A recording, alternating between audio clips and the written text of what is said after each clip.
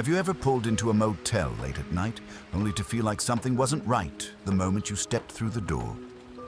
Tonight, I'm sharing 10 true Appalachian motel horror stories, real encounters that will make you second-guess checking in anywhere alone. These stories aren't just spooky, they're unsettling, eerie experiences that people actually lived through, where every creak, shadow, and whisper felt just a little too close. Before we dive into these chilling tales, make sure to hit that subscribe button so you don't miss any of the true horror stories coming up. Give the video a like if you love creepy encounters, and share it with someone brave enough to handle the Appalachian darkness. I want to hear from you too. Drop a comment and let me know which story sends shivers down your spine. Now, if you're ready, let's step inside these motels where reality and nightmare collide. I checked into that motel just before dusk, when the mountains were already swallowing the light and the road felt narrower than it had any right to be. The neon vacancy sign buzzed and flickered like it was short on breath, half the letters dim, throwing sickly red light onto the gravel lot. I remember thinking it looked tired, like it had been awake too long. I only pulled in because my phone had lost service miles back, and my eyes were starting to blur from driving those winding Appalachian roads alone. The place sat low against the trees, one long building with peeling paint and doors that faced the forest instead of the highway, which should have been my first sign to keep going. The clerk was an older man, thin as a fence post, with gray hair combed flat and skin that looked stretched too tight over his face. He never fully looked at me, just kept his eyes angled down like he was reading something on the counter that wasn't there. I told him I needed a room for the night. He slid the key across without asking for my license. Didn't even tell me the price out loud. Just pointed with one finger toward the far end of the lot and said, "Don't park under the tree." That was it. No explanation. His voice was dry and flat, like he hadn't spoken much lately. I glanced out the office window and saw the tree immediately. A massive old oak standing alone near the edge of the woods, branches sagging low and crooked, draped in something that might have been Spanish moss or might have been something else. I nodded, took the key, and parked closer to the building. As I walked to my room, I noticed there were only 2 other cars in the lot, both dusty and dead-looking, like they hadn't moved in a while. No lights on in any other rooms. The forest behind the motel pressed close, the tree line only a few yards from the back wall, and it was already making that low, constant sound forests make at night. Leaves shifting, insects whining, something moving deeper in. The room smelled like damp carpet and old smoke, the kind that sinks into the walls and never leaves. The carpet squished faintly under my boots, and the bedspread had cigarette burns patched over with mismatched fabric. I locked the door, double-checked it, then set my bag down and sat on the edge of the bed, listening. There was no highway noise here, no distant traffic hum, just the woods and the occasional creak of the building settling. I told myself I was being paranoid, that I was tired, that it was just another rundown roadside motel. I ate a protein bar for dinner and lay back on the bed with the lamp on, shoes still on my feet. Sometime after dark fully set in, I realized I could hear whispers. At first I thought it was a TV from another room, the sound muffled through the walls. But the cadence was wrong, too uneven, too close. I turned off the lamp and listened harder. The whispers faded, then came back, low and urgent, like someone arguing just out of earshot. I couldn't make out words, only the sound of breath and soft consonants. I told myself it was the wind slipping through cracks in the siding. Around midnight, headlights swept across the thin curtains, slow and deliberate. A car rolled into the lot and idled, engine rumbling unevenly, like it might stall. It didn't pull into a space right away. Just sat there, lights on, pointed toward my room. I stayed still, barely breathing, watching the glow shift as the car finally turned and parked somewhere out of sight. The engine kept running. Minutes passed. 5, 10. Then it cut off. Footsteps crunched on the gravel outside. One set. Slow. Measured. They moved past my window, paused, then continued down the row. I heard another door open somewhere. Hinges whining, then close again. More footsteps. Closer now. They stopped right outside my door. I stared at the handle, my heart thudding so hard I was sure it could be heard through the wood. Someone tried it once. Soft. Testing. Not a rattle. Just a careful turn, like they already knew it was locked and wanted to confirm. I didn't move. I didn't make a sound. After a long moment, the footsteps moved on. I waited until my lungs burned before I let myself breathe again. That's when the whispers started up, clearer now, seeping through the wall to my left. They weren't coming from the parking lot. They were inside the building. Right next to me, 2 voices, maybe 3. Low, urgent, overlapping. Still no words I could understand, but there was something off about them. The rhythm was wrong, like people who weren't used to speaking softly trying to imitate it. I pressed my ear to the wall. The whispers stopped instantly, like someone had cut a switch. Then I heard a faint scratching sound, slow and deliberate, running along the wall at about waist height. I backed away, every nerve screaming. The scratching moved, then stopped.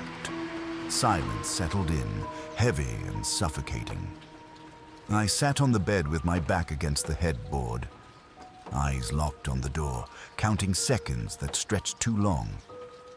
At some point, exhaustion dragged me under, though I don't remember falling asleep. I woke suddenly to the sound of movement outside my window, not footsteps this time. Something heavier, a shuffling drag, punctuated by wet, breathing sounds. I didn't look. I couldn't make myself. The curtains glowed faintly as clouds passed over the moon, shadows shifting like something pacing just out of sight. Then there was a soft knock on the window. Once, twice, fingertips maybe. I squeezed my eyes shut and prayed for morning. When light finally crept in, it felt thin and wrong, like it didn't belong. I didn't shower, didn't sit down. I grabbed my bag, unlocked the door, and stepped outside. The parking lot was empty. Completely. No cars, no tire tracks that looked fresh. Just my own vehicle and the forest pressing close. I noticed then that the oak tree the clerk had warned me about had deep grooves cut into its trunk, long and vertical, like something had been dragged against it over and over. The office door was open, bell jangling weakly as I stepped inside. The clerk was there, same as before, standing behind the counter. I told him someone had been outside my room last night, that a car had come in, that people had been whispering. He looked at me then, really looked, eyes pale and flat. He shook his head slowly and said, "No one checked in last night." His voice didn't change, like he'd rehearsed the line. I asked about the cars that had been there when I arrived. He followed my gaze out the window, then said those belonged to long-term guests. I didn't ask anything else. I handed the key back, left without breakfast, didn't even start my car right away. As I pulled onto the road, I checked the mirror. For just a second, I thought I saw movement near the tree. Shapes shifting back into the woods. I drove until my phone found signal again and didn't stop until I hit a town with people and noise and gas stations lit like islands. Even now, months later, I still wake up some nights convinced I can hear whispers bleeding through the walls. And sometimes, when I pass an old motel tucked too close to the trees, I swear I feel that same weight settle in my chest, like something remembers me and is waiting for me to make the same mistake twice. I chose room 7 because it was cheap and close to the road. or at least that's what I told myself at the time. I was tired, low on cash, and the sun was already sinking behind the ridgeline, turning the Appalachian foothills into layers of dark blue shadow. The clerk didn't suggest a room. He just slid the register toward me and tapped a line with his finger. Room 7. His nail was cracked and yellowed, and when it touched the paper, I noticed his hand was shaking slightly. I didn't ask why. I signed, paid in cash, and took the key. Room 7 faced the woods anyway. I realized that as soon as I pulled my car into the spot. The motel sat parallel to the road, but the back side was swallowed almost immediately by forest. No fence, no buffer. Just trees pushing right up to the gravel. My door was less than 20 feet from the tree line. The woods were dense, old, the kind that seemed to absorb sound instead of echo it. I told myself it didn't matter. I'd be gone by morning. Inside, the room was small and dim, lit by a single lamp that buzzed faintly. The air smelled like mildew and something metallic underneath it, like old water. I dropped my bag on the chair, locked the door, and pulled the curtain back just enough to see the edge of the trees. It was still light enough to make out trunks and low branches, but the deeper woods were already going black. I remember thinking how close it all felt, like the forest was leaning in. I tried to distract myself. Ate a sandwich from my cooler. Scrolled on my phone. By full dark, my signal was already down to 1 bar, then none. No surprise out there, but it made the room feel smaller, more sealed off. The only sounds were insects and the faint hiss of tires on the road beyond the building. Cars passed now and then, headlights flashing briefly through the gaps between the trees. The first knock came from the woods. It wasn't loud. That's what bothered me. It was a soft, hollow sound. Wood on wood, like someone tapping a branch against a tree trunk. One knock, a pause. Then another, perfectly spaced. Not random, not wind-driven, patterned, patient. I froze on the edge of the bed, listening. After a few seconds, it stopped. The forest noise filled back in, cicadas and rustling leaves. I told myself it was just someone walking, maybe a hunter, or a local cutting through. But then it started again. Same rhythm. 3 knocks this time, always from the same direction, somewhere just beyond where I could see. I stood and locked the deadbolt, even though the door already felt solid enough. My heart was beating harder now, each knock sinking with it in a way that made my skin crawl. I waited for it to stop. It did. Long enough for me to start breathing again. I picked up the phone and called the front desk. It rang once. Twice. Then someone answered, but they didn't speak. All I heard was breathing. Slow, wet, right against the receiver, like their mouth was pressed to it. I said hello, asked if there was someone outside my room. The breathing stopped abruptly, replaced by a soft click as the line went dead. I stood there with the phone in my hand, staring at it like it might explain itself. When I tried to call back, there was no signal at all. Just an empty screen and a weak vibration as it failed. That's when headlights swept past the window. Bright, fast, gone in a second. A car on the road, then another, minutes later. Neither slowed, neither turned into the lot. But with each pass, the knocking started again, timed almost like it was waiting for the sound of engines to fade before continuing. Knock, pause, knock. Always from the trees, never the door. I didn't sleep. I sat on the bed with my jacket on, keys in my hand, watching the window and the door in turns. At one point, I thought I saw movement between the trunks. Shapes shifting just out of focus, but every time I leaned closer, there was nothing definite. Just darkness and the sense of being observed. Sometime in the early morning hours, the knocking stopped for good. The silence afterward was worse. It felt intentional, like a decision had been made. I must have drifted off eventually. Because the next thing I remember is pale gray light leaking around the curtains. Dawn showed me things I wish I hadn't seen. When I stepped outside, the air was cold and damp, a mist clinging low to the ground. My car sat exactly where I'd left it, but the gravel around it was torn up. Muddy prints circled it in wide arcs, overlapping, deep. Not boot prints, not quite barefoot either. The toes were too long, the heels too narrow, and some of them showed drag marks, like whoever made them didn't lift their feet properly. They came right up to my driver's side door. One print was inches from the handle.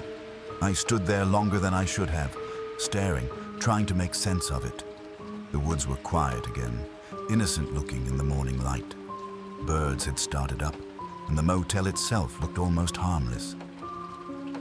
I packed up fast and went straight to the office. The clerk was there, same as the night before, same expressionless face. I told him about the knocking, about the phone call, about the prints. He listened without interrupting, then nodded once and said, "Hunters pass through sometimes." Said they wander the woods at night, get curious about cars. Said the prints were probably from boots caked in mud. I asked him why they would knock on trees. He didn't answer that. Just slid my receipt across the counter and told me to have a safe drive. I left without arguing. There was no point.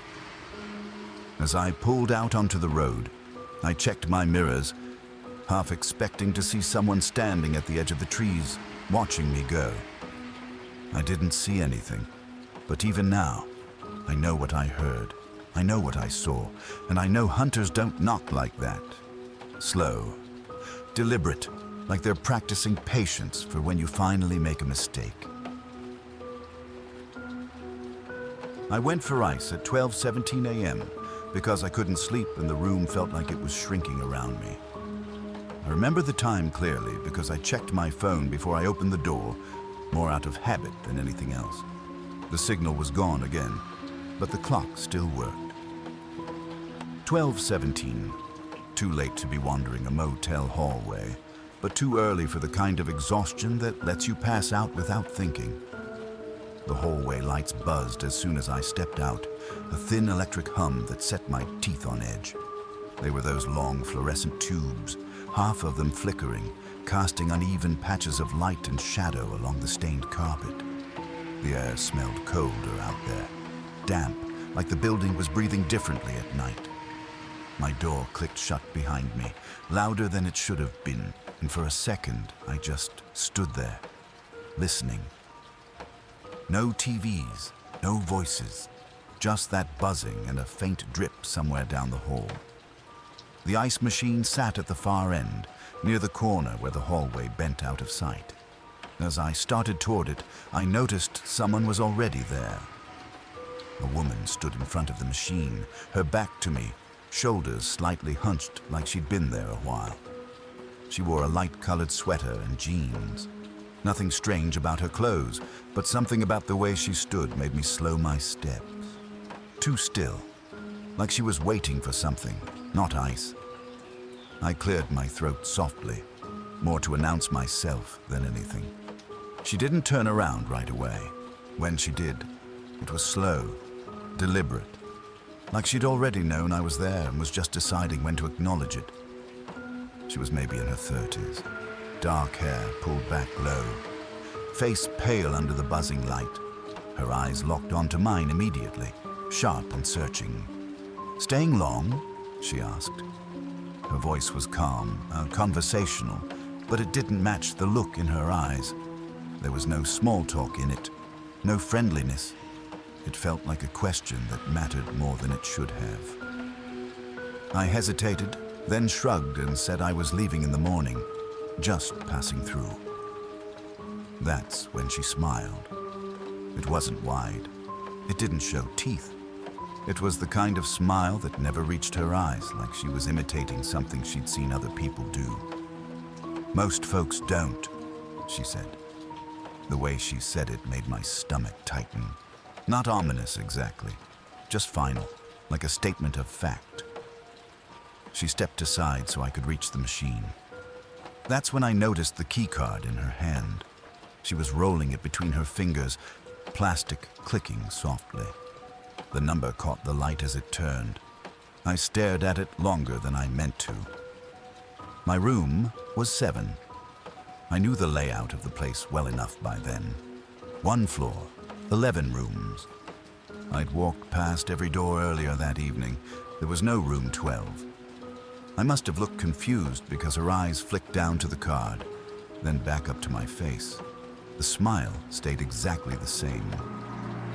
"Ice machine's loud," she said, almost kindly. "Does that sometimes?" I nodded and slid my cup under the chute. When I pressed the lever, the machine exploded into sound.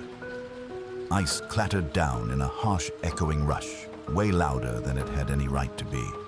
The noise filled the hallway, bouncing off the walls, and I felt exposed, like I'd turned on a beacon. I kept my eyes on the cup, but I could feel her watching me the entire time. When the cup was full, I pulled it away and stepped back.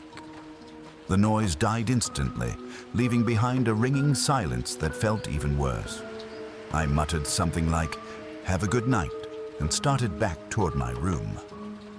I didn't look behind me, but I heard her footsteps fall in behind mine. Not following exactly, just moving, unhurried, like we were sharing the same space rather than one trailing the other. Her steps stopped before mine did. I reached my door, fumbled with the key, and got inside as fast as I could without running. I locked the door, slid the chain into place, then stood there in the dark, listening. I expected to hear her pass. I expected something. But the hallway stayed quiet, except for the lights buzzing. I didn't sleep much after that.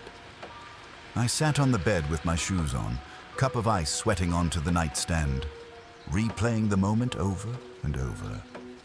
Room 12. The way she'd asked if I was staying long, the way her smile hadn't changed. At some point, I realized I hadn't heard any door open or close after I'd gone back inside. No footsteps moving away. Just silence. Sometime after 2 a.m., I heard movement outside my door. Slow, careful. The sound of someone shifting their weight, fabric brushing against the wall.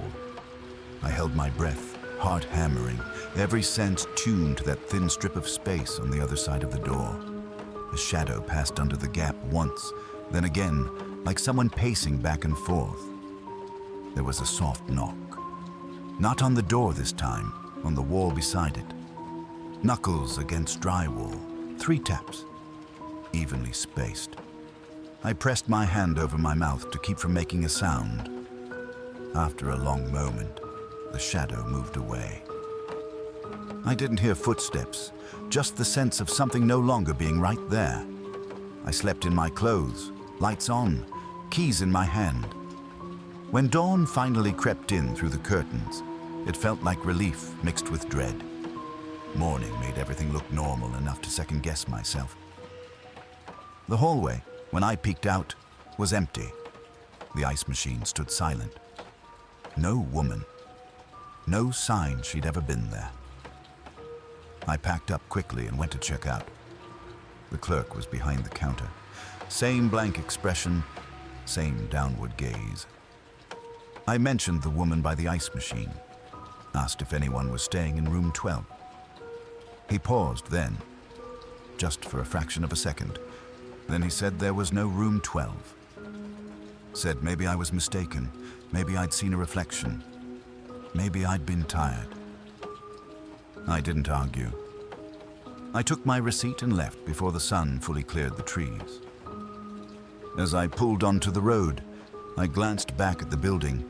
For a split second, I thought I saw someone standing at the end of the hallway, watching through the glass. A woman in a light sweater, holding something white in her hand. When I blinked, the hallway was empty. I don't stay in roadside motels anymore, especially not the cheap ones tucked too close to the woods. And every time I hear ice clatter too loud in a quiet place, I think about that key card turning in her fingers, catching the light. Room 12. A room that wasn't there. And a smile that felt like a warning I was lucky enough to hear before it was too late. I hadn't given my name, but the clerk used it anyway. It happened the moment I stepped up to the counter. I'd just come in from the road, boots still dusty, jacket half-zipped, the bell above the door jangling like it didn't get much practice. The clerk didn't look up right away. He flipped a page in a ledger that looked older than the building itself, then cleared his throat and said, "You'll be in room 9 tonight, Arslan." I froze. My name hung there between us, heavy and wrong. I hadn't handed over my ID yet. I hadn't filled out a card. I was still holding my wallet closed in my hand. I remember glancing behind me, half expecting to see someone else standing there, someone he might have been talking to. The lobby was empty. "How do you—" I started, then stopped. He finally looked up, eyes dull and rimmed red like he didn't sleep much. There was no curiosity in his face, no surprise. Just the faintest trace of irritation, like I was slowing something down. "You had noise complaints last time," he said. The words didn't land right away. "Last time?" I asked. "From your room," he went on, already sliding the key across the counter. "Best keep it down tonight." I hadn't even been inside the building yet. I took the key because I didn't know what else to do. I told myself it was a misunderstanding, that maybe someone with the same name had stayed there before. It wasn't a common name, but it wasn't impossible. Still, the way he'd said it, so certain, so bored, sat wrong in my stomach. Room 9 was halfway down the row, facing the woods like most of the others. Same story as the rest. Damp carpet, buzzing light, smell of old smoke and something sour underneath. I locked the door, set my bag down, and stood there listening, replaying the clerk's words in my head. Noise complaints. Last time. My room. I didn't turn on the TV. I didn't unpack. I sat on the edge of the bed and waited for the feeling to pass. It didn't. Night came down fast. The woods outside swallowed what little light there was, leaving my window a dark mirror. Somewhere along the line, I realized I could hear voices through the wall to my right. 2 people arguing. Low at first, then sharper. The kind of argument that builds in tight circles, repeating the same points with rising frustration. I tried to tune it out. Motels have thin walls. That's what I told myself. But then I recognized the cadence. One of the voices was mine. Not a recording, not an echo. It was me. My tone, my rhythm, the way I pause before certain words. I knew it the same way you know your own reflection. The other voice was unfamiliar, rougher, pressing in close. My voice sounded defensive, strained like I was being cornered. I stood up slowly and pressed my ear to the wall. I couldn't make out every word, but I heard my name again. Over and over, accusatory, angry, then pleading. The argument swelled, voices overlapping, my voice cracking in ways I didn't recognize, but somehow knew were possible. Like it was pulling from parts of me I didn't like to think about. I backed away, heart pounding. The argument stopped abruptly, like someone had cut power to it. Silence rushed in, thick and ringing. I went to the bathroom and splashed water on my face, trying to ground myself. That's when I noticed the mirror. It was fogging from the top down, even though the shower hadn't been on. A thin mist crept across the glass, spreading evenly, deliberate. I watched, breath shallow, as letters began to appear in the condensation. They formed slowly, like someone writing with a careful finger. Stay quiet. I staggered back, nearly slipping on the tile. I wiped the mirror hard with my sleeve, smearing the words away. The fog vanished instantly, leaving the glass clear and innocent, reflecting my face back at me, pale, eyes too wide. The voices started again not long after. This time they were on the other side of the wall. Same argument, same words. My voice again, louder now, angrier. At one point, I heard myself laugh. A short, bitter sound I didn't recognize, but felt disturbingly accurate. I sat on the bed with my hands over my ears. It didn't help. The sound wasn't just coming through the wall. It felt like it was inside the room, vibrating through the floor, the bed frame, my chest. There was a knock. Not on the door. On the wall behind the headboard. 3 taps. Evenly spaced. Familiar. The argument stopped. I didn't sleep. I watched the thin line of light at the bottom of the door fade and brighten as clouds passed over the moon. I flinched at every creak, every distant sound. Once, near morning, I heard someone walking past my room, dragging something heavy. The sound paused outside my door, lingered, then moved on. At first light, I packed up without turning on the lamp. I didn't check the bathroom again. I didn't look in the mirror. I unlocked the door and stepped out into the cold gray morning, lungs finally pulling in a full breath. The lobby was empty when I went to check out. Then the clerk appeared from the back, like he'd been standing there the whole time, just out of sight. I handed him the key without speaking. He printed the receipt and slid it across the counter. I glanced down automatically and felt my stomach drop. The name on the receipt wasn't mine. It was close. Same first initial, same last name length, but the letters were wrong, like someone had tried to remember it and failed. A version of me that almost fit. I looked up to ask about it. The clerk was already looking at me. "Safe travels," he said. I left at first light and didn't look back. But even now, sometimes when I'm alone and it's quiet enough, I hear my own voice arguing from somewhere just out of reach. And I wonder if that motel still has a room where my name is written down wrong, waiting for me to come back and finish the conversation. A handwritten sign taped to the inside of the door said, "Check out, 11 a.m. The letters uneven, like whoever wrote it hadn't been steady. I noticed it as soon as I locked myself in for the night, and I remember thinking it was strange to bother handwriting something so ordinary. Like they needed to remind people. Like time worked differently here. I didn't sleep much. The room stayed too quiet. The kind of quiet that presses against your ears until you start hearing things that might not be there. Every so often, a car passed on the road, its headlights dragging thin lines across the curtains, but nothing ever pulled into the lot. The woods beyond the window were darker than the sky, a solid mass that felt close enough to touch. I kept checking the clock on my phone. 1:42, 3:08, 4:51. At 5 a.m. exactly, something slammed into my door. Not a knock, a bang. The whole door shuddered in its frame, the chain rattling like it might snap.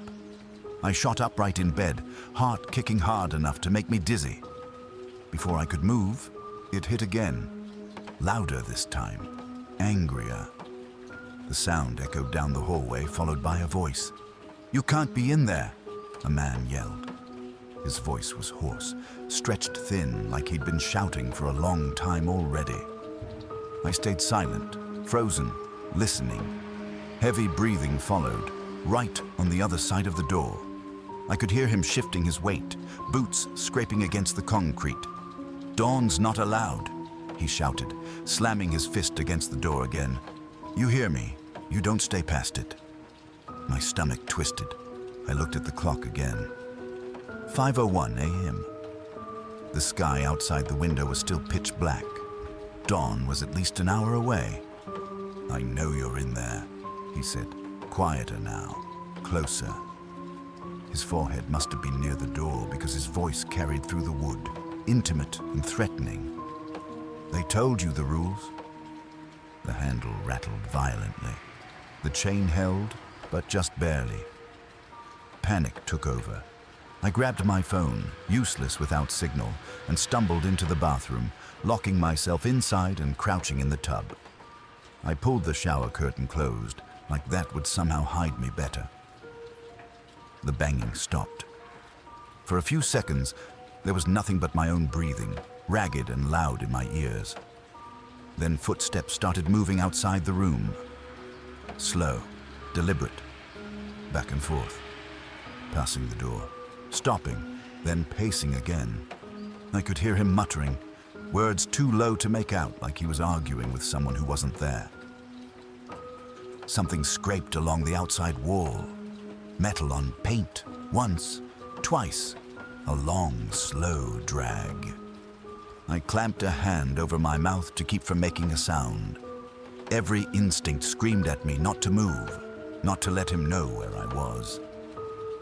The footsteps paused right outside the bathroom wall. I could tell by the way the floor creaked, the way the sound seemed closer, heavier. "Not yet," he said softly. "Not light." The footsteps retreated, then returned, circling again. Minutes stretched. My legs went numb from crouching, but I didn't dare shift. At one point, I heard the front desk phone ring faintly through the walls. No one answered it. Then, gradually, the darkness outside began to thin. Not light exactly, just less dark. The deep black softened into gray. The pacing stopped. I waited longer than I needed to. When I finally crept out of the bathroom and into the main room, the door was untouched, the chain still in place. No sign anyone had been there. No dents, no marks. I didn't pack carefully. I just shoved my things into my bag, hands shaking. When I unlocked the door and stepped outside, the air was cold and damp, morning mist hanging low over the lot. Birds had started up in the trees like nothing was wrong. The parking lot was empty. No other car. No footprints. No man. Just my car sitting alone near the edge of the gravel. As I got closer, I saw the damage. Deep scratches ran along both doors, long and uneven, like someone had dragged something sharp alongside it with steady pressure. Not random vandalism. Intentional. Measured. I didn't go to the office. I didn't check out. I got in my car and drove until the motel disappeared in the mirror, until the woods thinned and the road widened and the sky turned fully blue.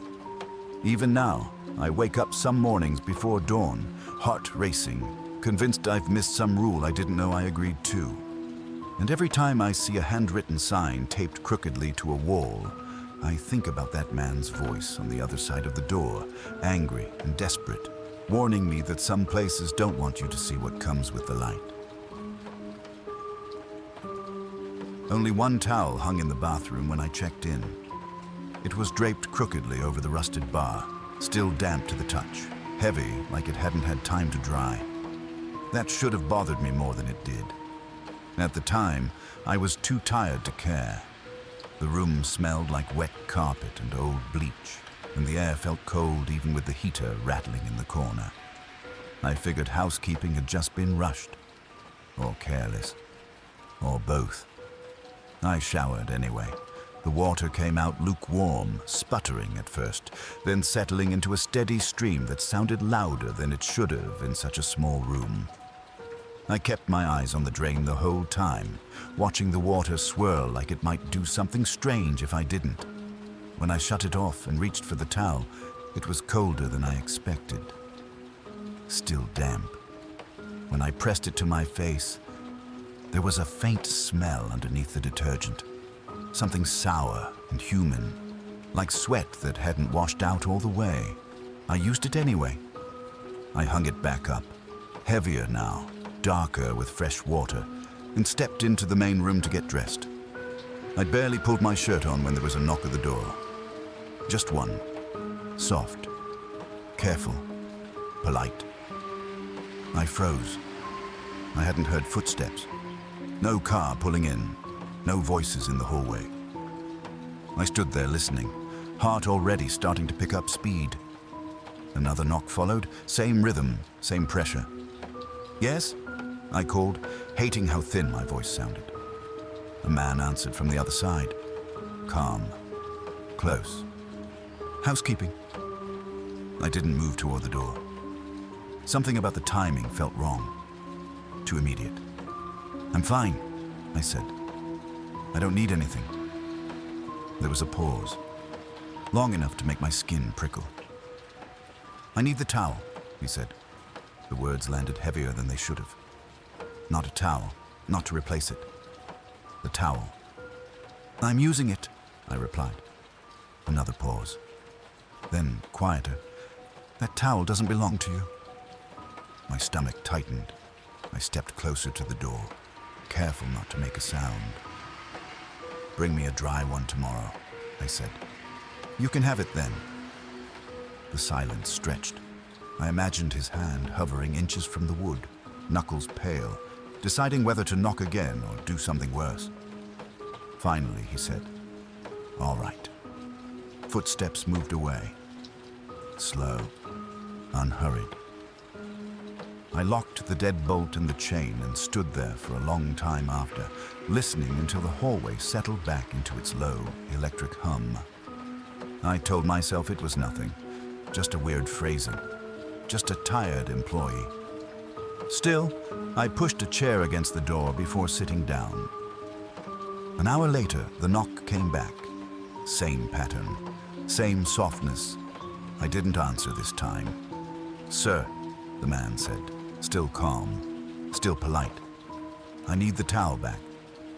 I stayed silent, holding my breath. After a moment, he sighed. Not frustrated, resigned. "It's important." I felt something cold slide through my chest. Important how? Important to who? "I'll bring you another," he added. "You don't want that one." The offer sounded less like kindness and more like a warning. "Go away," I said. The knock came again. Harder this time. Not violent yet, but firmer. Testing. "Please don't make this difficult." When he finally left, I sat on the bed with the lamp on, eyes fixed on the bathroom door. The towel hung exactly where I'd left it, limp and dark, like it was listening too. The third knock came just after midnight. This time, he didn't announce himself. The knock was sharper now, insistent, 3 raps in quick succession. I checked the clock on my phone. 12:04 a.m. No signal, just the time and my reflection in the dark screen. "Give it back," he said through the door. The politeness was gone. "I paid for this room," I said. "I'm not giving you anything." Silence. Then, "That towel has a schedule." I don't know why that scared me as much as it did. Maybe because it made no sense, or maybe because it sounded rehearsed, like something he'd said before, many times. The footsteps didn't move away this time. They lingered, shifted. I heard fabric brush against the door, like he'd leaned his weight close. "You're not supposed to keep it past morning," he said softly. I didn't sleep. Every hour, on the hour, the knock returned. At 1 a.m., polite again. At 2 us, irritated. At 3 angry, fist striking wood hard enough to make the frame creak. At 4 hours, no knock at all, just breathing. Right outside the door. Slow and deep, like someone resting their forehead against the wood and waiting. I sat on the bed with the towel clutched in my hands, unsure when I'd grabbed it from the bathroom. It felt heavier now, warmer. When I shifted my grip, I realized it wasn't just wet. It was damp in uneven patches, like it had absorbed something else. My fingers came away smelling faintly metallic. I thought about throwing it out the window. I thought about stuffing it in the trash can, but something stopped me every time. A deep, irrational certainty that if I let go of it, something would take its place. Something worse. At 5 a.m., the knock didn't come. I waited, breath shallow, ears ringing with anticipation. Nothing. The silence pressed in so hard it felt louder than the banging had. Gray light began to creep through the thin curtains. Dawn, slow and reluctant. I stood up, every muscle aching, and glanced toward the bathroom. The towel was gone. The bar was empty, dry, clean, like nothing had ever hung there at all. I checked the door, still locked, chain in place, no sign anyone had entered. No note, no apology, no replacement, and no more knocking. I left as soon as the sun cleared the trees. I didn't shower, I didn't check out. I didn't look back at the building as I pulled away. I just drove until the road widened and the woods loosened their grip. Weeks later, unpacking at home, I noticed something folded neatly at the bottom of my bag. A motel towel, still damp. The trucks started passing sometime after dark, not long after I'd shut the door and locked it behind me. At first, I didn't think much of it. Low, distant engine noise is normal when you're traveling through the mountains. Sound carries strangely out there, bouncing off ridges, sliding through hollows. I assumed there was a highway nearby, maybe just beyond the tree line, hidden by the slope. But the motel sat miles from the road. I knew that because I'd driven a long, narrow access road to get there. Gravel the whole way, no markings, no lights, just trees closing in from both sides. I hadn't passed a single intersection or on-ramp. Still, when the first truck went by, the windows rattled hard enough to make the glass buzz in its frame, like something massive had just thundered past inches away. The sound wasn't distant, it was close. Too close. The engine roar rolled in from the left, swelled until it felt like it was right outside my wall, then faded off to the right, replaced almost immediately by another. And another, big rigs by the sound of them. Heavy loads, the kind that make the ground shiver. My bed vibrated faintly with each pass, springs whispering under my weight. I pulled the curtain back an inch and looked out into the darkness. Nothing. No headlights slicing through the trees, no reflection off metal. Just the woods, black and unmoving, pressed tight against the back of the building. Another truck thundered past. The window rattled again, louder this time, and the cheap dresser against the wall shuddered like it might walk away. I let the curtain fall back into place. They kept coming. 10 minutes passed. Then 20. The sound never settled into a steady flow like real traffic does. It came in uneven clusters, 3 trucks back to back, then a pause, then one alone, then 5 so close together it sounded like a convoy. Sometimes they seemed to slow right outside my room, engines groaning under strain. Other times they tore past at impossible speed, the noise stretching and warping like it was being dragged through the air. I checked my phone. No signal, of course. Just the time glowing back at me. 10:46 p.m.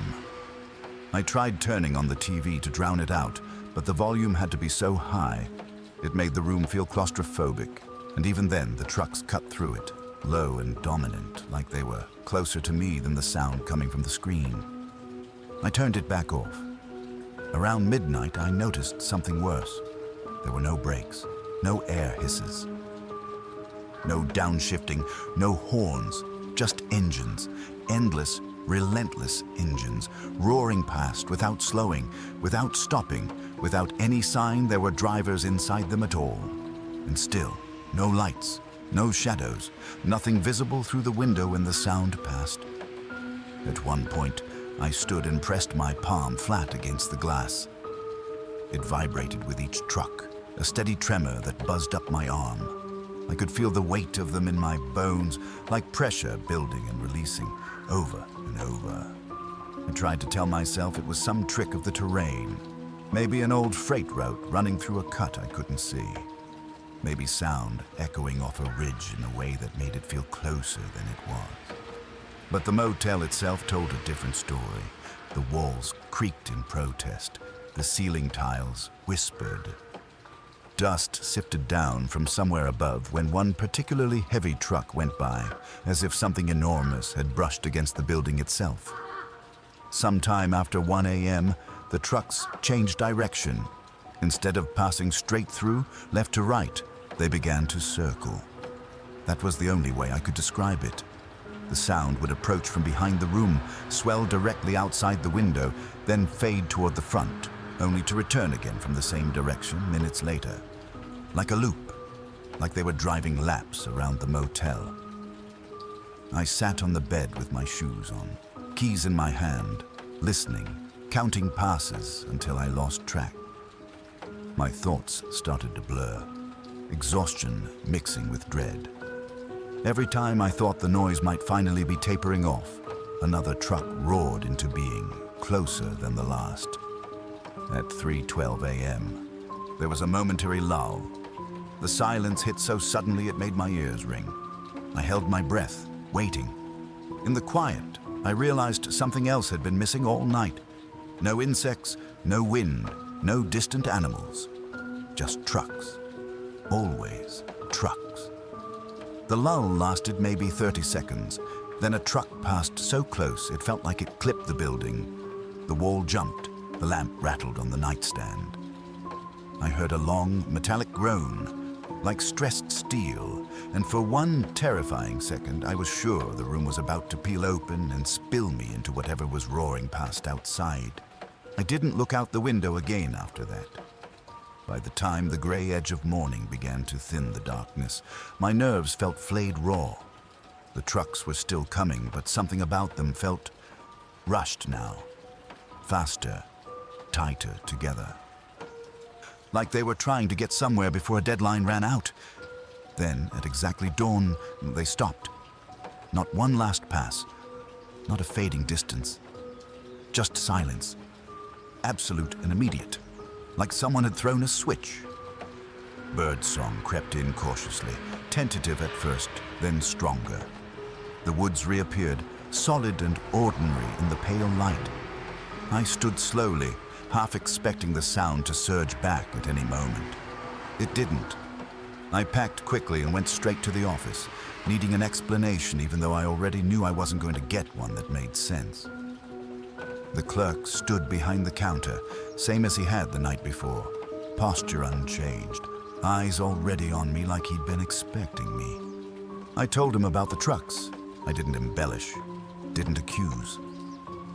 Just said I'd heard heavy traffic all night and asked which highway it was coming from. He frowned, not in confusion, but in something closer to annoyance. "There isn't one," he said. I waited for him to elaborate. "The highway closed years ago," he added. "Landslide took it out. They never rebuilt." My mouth felt dry. "I heard dozens of trucks," I said, "all night, right outside my room." He shook his head slowly. "No trucks come through here anymore." I asked him what used to be hauled on that road. He hesitated, just a fraction too long, then said, "Coal, timber, things like that." "And now?" I asked. He looked past me, toward the window where the empty access road lay quiet in the morning light. "Now it's not safe," he said. I left without arguing. As I pulled away, I glanced back at the motel. In the daylight, it looked smaller, older, like it had been left behind by whatever world it once served. The access road stayed empty all the way back to the main highway. No tire marks, no fresh gravel disturbances. Nothing to suggest anything heavier than my own car had used it recently. Even now, I can't hear a semi pass on the interstate without feeling that same vibration in my chest. That same certainty that something massive is rushing by just out of sight, following a route that doesn't officially exist anymore. And sometimes, just before dawn, I wake up convinced I can still hear them, engines roaring through the dark, racing to finish a journey they've been making long after the road disappeared. I pulled into the motel late, later than I had intended. The highway twisting through the foothills like a river of asphalt under the moonlight. There weren't many cars, maybe one or two trailers off in the distance, and the neon sign flickered like it was struggling to stay alive. The lot was empty except for a single rusted pickup, and the clerk inside barely looked up when I checked in. The room smelled faintly of bleach and something else I couldn't name. Something sour and lingering, like sweat baked into the carpet. I didn't notice the towel at first. It hung on the rack, still damp, and I shoved it aside, telling myself I'd use it anyway. The room was standard, cheap wood paneling, a bed that had seen too many travelers, a small TV that hummed in the corner. But it felt smaller somehow, like the walls had been creeping in without my noticing. I locked the door and set the chain across. The click of metal against metal sounded sharp. Final. Outside, the highway was quiet, or at least quiet enough that I could almost believe it. I lay down, tried to read for a while, but the shadows in the corners of the room seemed to twitch every time I blinked. I don't know how long it was before I first heard it, a soft shift at the door. I froze, my hand on the chain. The chain was still there, the lock still snug, but the door moved just enough to let something through. A soundless exhale, a brush of cold against my skin. My stomach dropped, and I held my breath, daring myself to think I was imagining it. But it wasn't imagination. It was deliberate. Someone or something had been on the other side. It had leaned in just enough to breathe on me. I didn't sleep that night. Every time my eyelids closed, I felt it again, just past the door, just beyond the chain. The motel room, so innocuous in daylight, became a cage of suspicion and dread.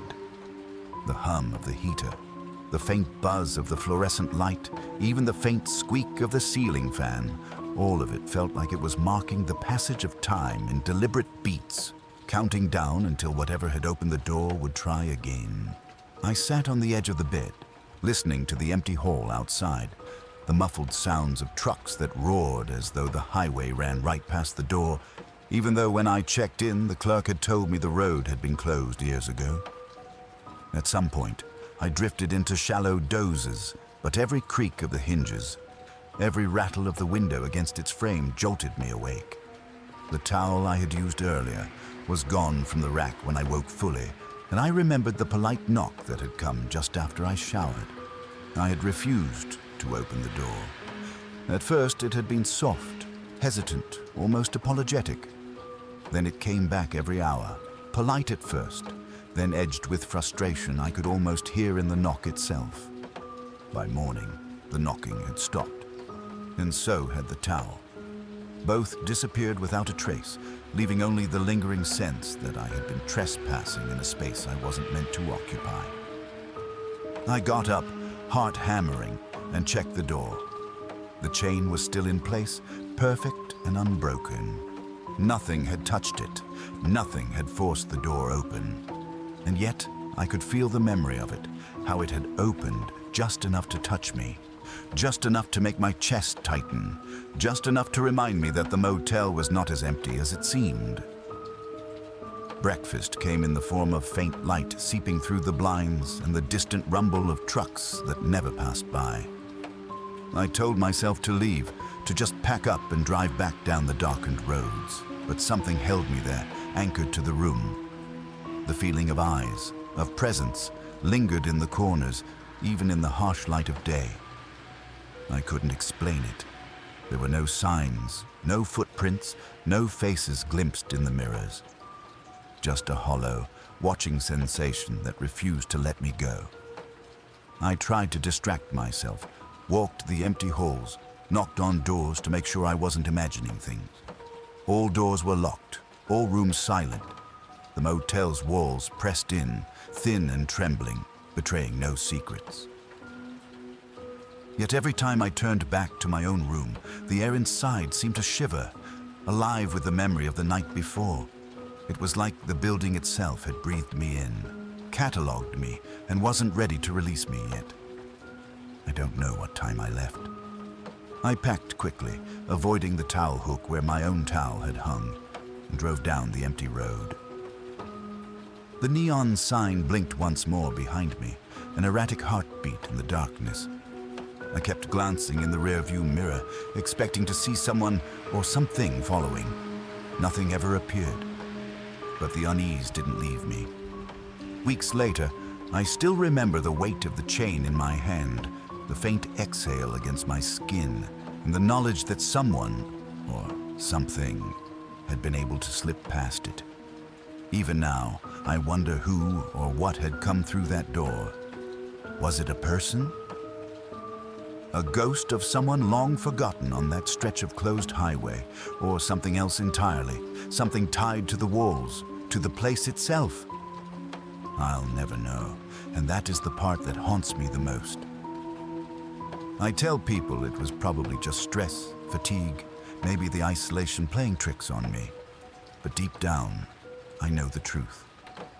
The chain hadn't broken, the door hadn't jammed, and yet I had felt it, breathing, watching, and knowing me. I haven't stayed in a motel alone since. I avoid them, especially in the mountains, especially in the stretches of road that no longer exist on maps.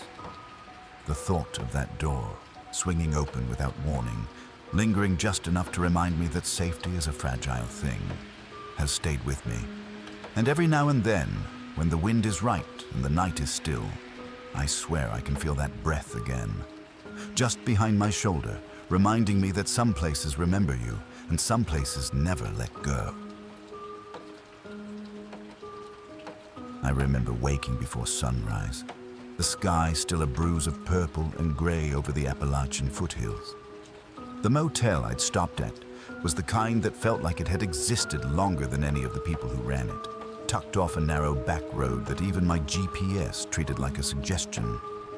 The building was low, single story, with peeling white paint and a flickering neon sign that buzzed like it was straining to stay alive.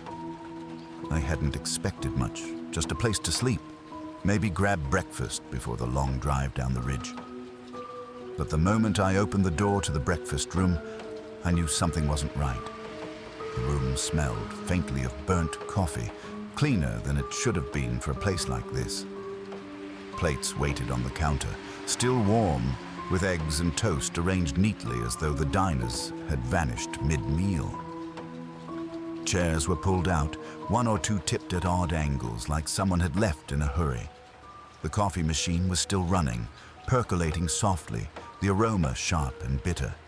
But nobody stirred. Not a single soul in sight. No bell, no footsteps, not even the soft creak of the building settling. I felt my stomach knot. I didn't eat. I couldn't. I tried to make sense of it. The motel had seemed empty the night before, but there had been signs of life. The faint smell of cigarettes in the hall, a door that clicked shut somewhere down the corridor, a muffled laugh that vanished as quickly as it came. I assumed the owners were just quiet, the kind who preferred to let the road-weary travelers pass without much attention. But now, standing there with breakfast laid out like a scene frozen in time, the air itself seemed too still, too deliberate. I took a step closer to the counter, my sneakers squeaking softly on the linoleum, and that's when I heard it. A knock. Light, hesitant. From behind the counter, I froze. Nobody should have been back there. The building was too small. I would have heard anyone moving. Another knock followed, slightly louder this time. Deliberate, polite. My heart thudded in my chest. I wanted to call out, ask who was there, but my throat had gone dry. The knock came again, and something about the rhythm, the insistence, made me step back. I didn't see anyone, but the sound grew closer, like it was moving around the counter, circling me. I could hear the faint scrape of shoes, or maybe claws, against the tile. I'd tell myself it was just the building settling. That's what I tried to believe. But when I peeked over the counter, the room behind it was empty. No staff, no one crouching or hiding. Just the faint smell of coffee, the warm plates and the echo of that knocking, coming now from the far side of the room, by the windows that looked out onto the overgrown parking lot. I remember my hands shaking as I stepped toward the door, the first weak light of dawn creeping through the grimy glass. The air outside was cold, wet, and smelled of forest after rain.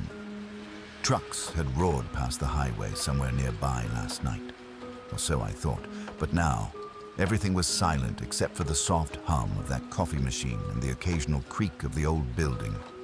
I opened the door, hoping for someone, anyone, to explain why the breakfast was ready, and yet no one was there. But the lot was empty, the road beyond it swallowed by fog. And the mountains loomed like dark sentinels that didn't belong to any map I knew.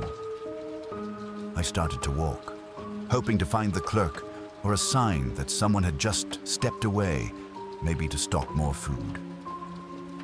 My foot hit something soft. I looked down and froze.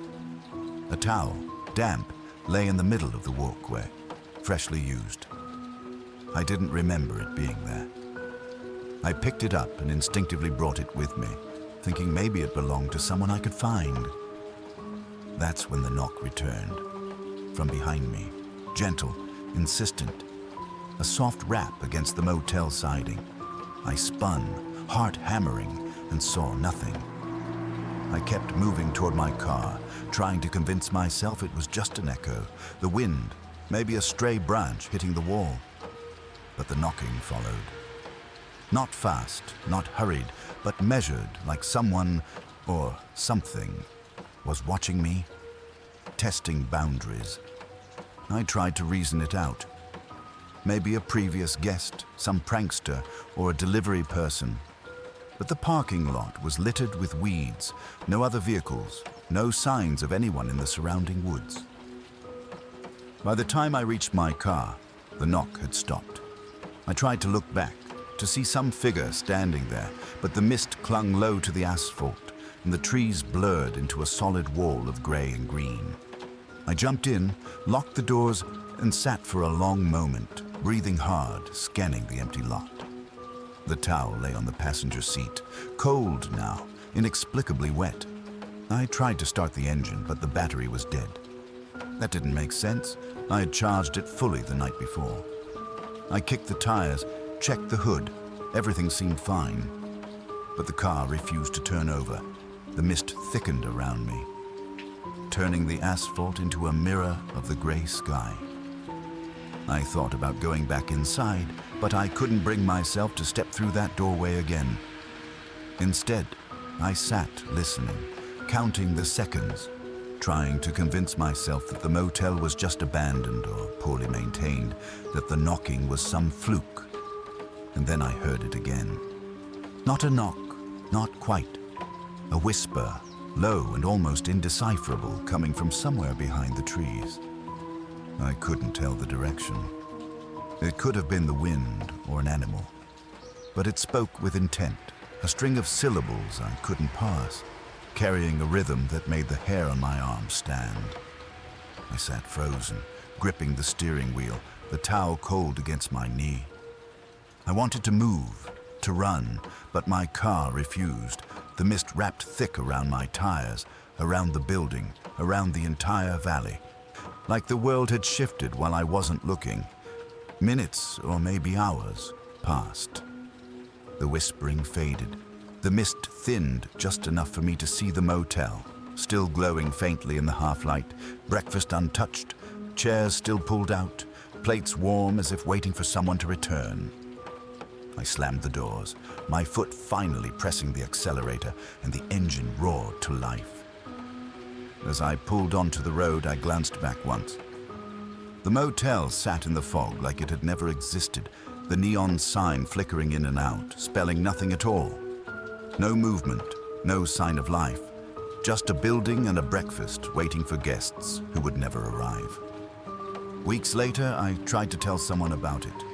Friends, family, even the local police. No one remembered a motel existing at that intersection. The road I'd driven was marked as permanently closed, decommissioned years ago. Satellite maps showed nothing but trees and the occasional crumbling foundation, swallowed almost entirely by the forest. And yet, I remember the plates, warm in the dawn, the smell of coffee, the knocking, and the towel that followed me to my car. I remember it all too clearly. I never went back. I never will. But sometimes, driving through the mountains, I catch glimpses of a low building off the side road just beyond the fog, lights glowing faintly through the mist, and I swear I can hear a soft rap. Polite at first, then sharp, insistent, calling for something I'll never give. Every time I think it's just a trick of the trees or a memory playing over itself, I feel the cold towel in my lap, and I remember that breakfast before sunrise, waiting for someone who would never come. Even now, sometimes when I wake before dawn, I smell coffee in my apartment. I tell myself it's just my imagination, a faint trace of a memory, but I can't shake the feeling that somewhere, just off a forgotten Appalachian back road, the plates are still warm, chairs pulled out, waiting for me to sit down, and the knocking, it never stops. I don't usually think about that night unless something reminds me of it. Old motels, empty highways, the smell of damp pine after rain. But once it comes back whole, like my body never really left that stretch of Appalachia. I still wake up some mornings with my hands clenched, heart racing, convinced I'm driving again, convinced I haven't escaped yet. I'd been on the road for almost 10 hours when I saw the sign. It wasn't lit, just a warped plank nailed to 2 posts at the edge of a gravel turnout. Vacancy was painted in red letters that had bled into the wood over time, like they'd been written in something thicker than paint. My phone had lost signal an hour earlier, and I hadn't passed another car in miles. The mountains rose up on both sides of the road, black against a sky that felt too low. I remember telling myself I'd just stop long enough to sleep, just a few hours. Nothing more. The motel sat back from the road, half hidden by trees. The parking lot was empty except for my car. No insects buzzed, no wind moved the branches. Even the gravel was quiet under my tires, like it didn't want to be noticed. When I stepped out, the air smelled wrong, stale and wet, like a basement that had never been aired out. The office light was on, a dull yellow glow that didn't reach the corners of the room. The clerk was already standing at the counter when I walked in. He didn't look surprised to see me. That bothered me more than if he had. He was thin, with a stiff posture, like he wasn't used to standing upright for long periods. His smile came a second late, and when it did, it didn't touch his eyes.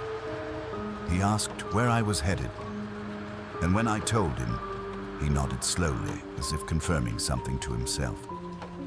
No small talk, no mention of breakfast or checkout times. He just slid the key across the counter and told me my room number in a voice that sounded practiced, rehearsed. The hallway outside my room smelled stronger than the office. Mildew, old fabric, something faintly metallic. The carpet was worn thin, flattened into narrow paths, like it had been paced back and forth for years. My room was clean in the way abandoned places sometimes are, like someone had dusted and then stopped caring halfway through. The bedspread was tucked tight, stiff to the touch. The bathroom light flickered. I set my bag down and sat on the edge of the bed, already wishing I'd stayed in my car instead. That was when I noticed how quiet it was. Not peaceful quiet, empty quiet. No crickets, no distant traffic, no wind. Just the low hum of electricity in the walls, like something breathing slowly behind them. I told myself I was tired. Overtired people imagine things. I lay down fully clothed, shoes still on, and stared at the ceiling until my eyes burned. Sometime after midnight, I heard footsteps outside my door. They were slow, uneven, like whoever was walking didn't move the same way every step. The sound passed my room, then stopped. I listened, heart pounding, counting my breaths. Then came the knock. Not loud, not urgent. 3 soft taps, perfectly spaced. I didn't move, I didn't answer. I told myself if I stayed still, whoever it was would go away. The handle turned. It didn't open. The lock held, but the handle turned all the way down and stayed there for a moment, like someone was testing it, feeling its limits. Then it released. The footsteps moved on, dragging slightly now, fading into the hallway. I lay there, shaking until morning light crept through the curtains, thin and gray. I didn't check out properly. I didn't want to see the clock again. I left the key on the dresser, grabbed my bag, and walked straight to my car. As I drove away, the motel disappeared faster than it should have, swallowed by trees and curves in the road. I remember laughing once I hit the main highway, a shaky, breathless sound. I told myself it was just a bad stop, just nerves. Nothing followed me. Miles later, when the sun was fully up and traffic returned, my phone buzzed. No caller ID. I almost didn't answer. Something in my chest tightened before I even touched the screen. But curiosity, or maybe a need to prove to myself that everything was normal, won out. The voice on the other end was polite, calm. The same voice from the front desk. "Sir," he said, "you checked out early this morning. I just wanted to see if you'd forgotten something." I told him no. I told him I was sure. There was a pause on the line, just long enough to feel intentional. "Our records show you still have the key," he said gently. My stomach dropped. I glanced at the passenger seat, the floor, the cup holder. Nothing. I told him I'd left it in the room. Another pause.